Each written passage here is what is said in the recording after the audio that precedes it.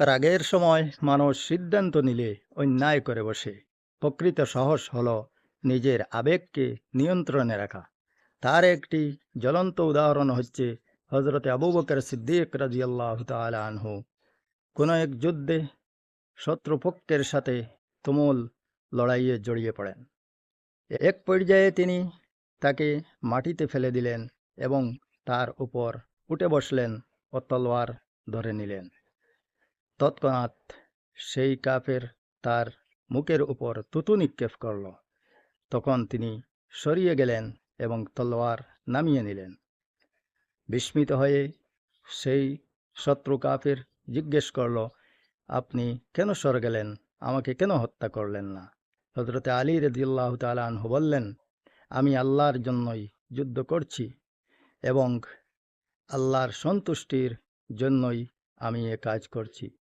যখন তুমি আমার মুখে থুতু নিক্ষেপ করলে তখন আমার রাগ উঠে গেল। এখন যদি আমি তোমাকে হত্যা করি তাহলে সেটা হবে রাগের বশীভূত হয়ে করা, যা আল্লাহর সন্তুষ্টি অর্জনের লক্ষ্যে হবে না। সুতরাং আমি সরিয়ে গেলাম। সেই ব্যক্তি বিস্মিত হয়ে চিন্তিত হয়ে পড়ল এবং ভাবল, কেমন এ চরিত্র!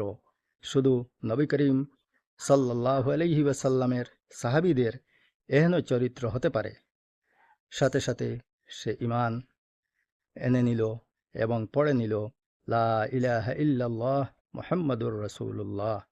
এই ছিল সাহাবায়ে কেরামের চরিত্র। আজও যদি আমরা এই ধরনের সাহাবায়ে কেরামের চরিত্রে আদর্শিত হতে পারি তাহলে আজও আমাদের মধ্যে শান্তি ফিরে আসবে। তাই আমাদের চরিত্রটাকে পরিবর্তন করা একান্ত প্রয়োজন। রাগের বশীভূত হয়ে কোনো সিদ্ধান্ত যেন না নেই। প্রকৃত সাহস হলো নিজের আবেগকে নিয়ন্ত্রণে রেখে কাজ করা। আল্লাহ পাক যেন এ তৌফিক দান করেন। আল্লাহুম্মা আমিন।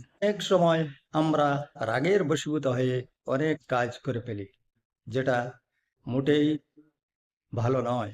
সুতরাং সংযম রেখে এবং সংযমের সহিত